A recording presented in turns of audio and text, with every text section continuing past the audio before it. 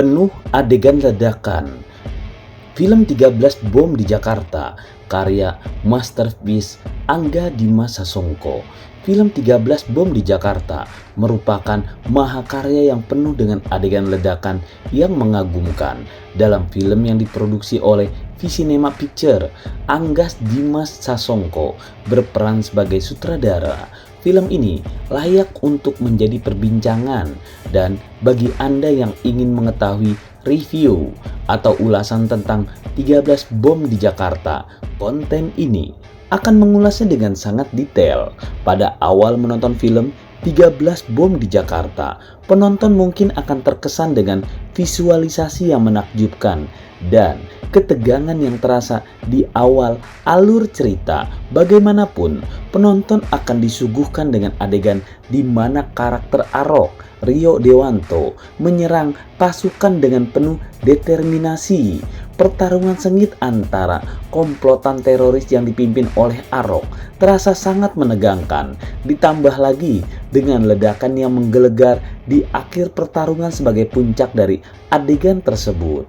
Rasa penasaran penonton semakin terbangun ketika adegan beralih ke tim Oscar, Cico Kurniawan, dan William yang diperankan oleh Ardhito Pramono yang merupakan pengusaha muda di bidang kripto dan Indodax. Bagaimanapun, kedua karakter ini terlibat dalam cerita yang akan menjadi daya tarik tersendiri bagi para penonton, terutama bagi mereka yang tertarik dengan dunia kripto dan ingin melihat bagaimana hal itu terintegrasi ke dalam alur cerita film ini. Meskipun pada awalnya mungkin penonton merasa bingung dengan hubungan pengusaha tersebut dengan ketegangan yang terjadi, namun rasa penasaran penonton akan langsung terjawab ketika Arok mengirim pesan ancaman ke Badan Kontrak Teroris Indonesia atau IKTA.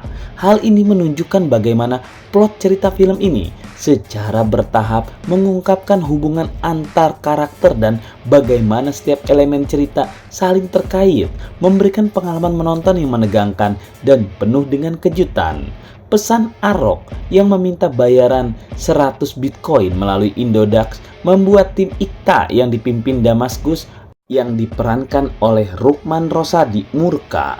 Terlebih lagi ketika Arok mengklaim adanya 12 bom lagi yang belum diledakkan di Jakarta. Situasi ini menambah ketegangan dan ketegangan dalam alur cerita film, serta menimbulkan pertanyaan-pertanyaan menarik tentang bagaimana tim IKTA akan menangani ancaman tersebut dan bagaimana hal ini akan mempengaruhi seluruh jalan cerita hingga akhir.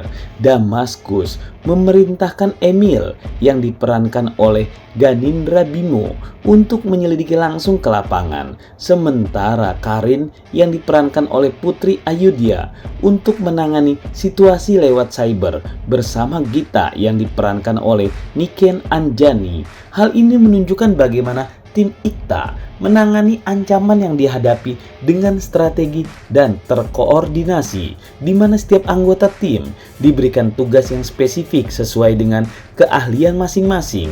Dengan demikian, film ini menampilkan dinamika tim yang bekerja sama untuk mengatasi ancaman yang dihadapi, memberikan dimensi tambahan pada konflik yang sedang berkembang.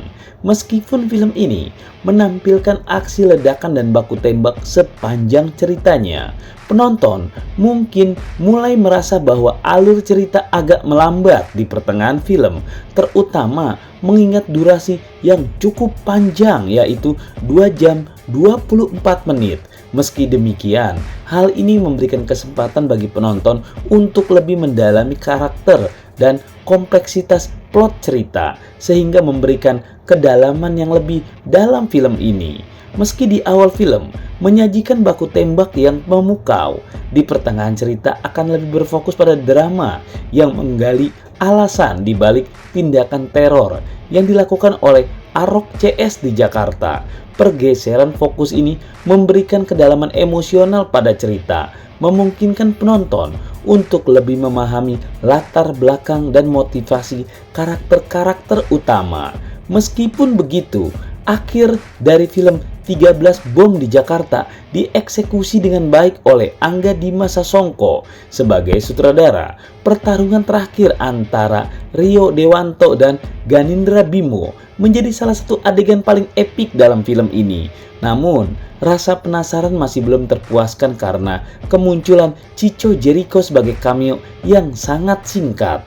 Namun, seolah-olah posisinya memiliki peran penting.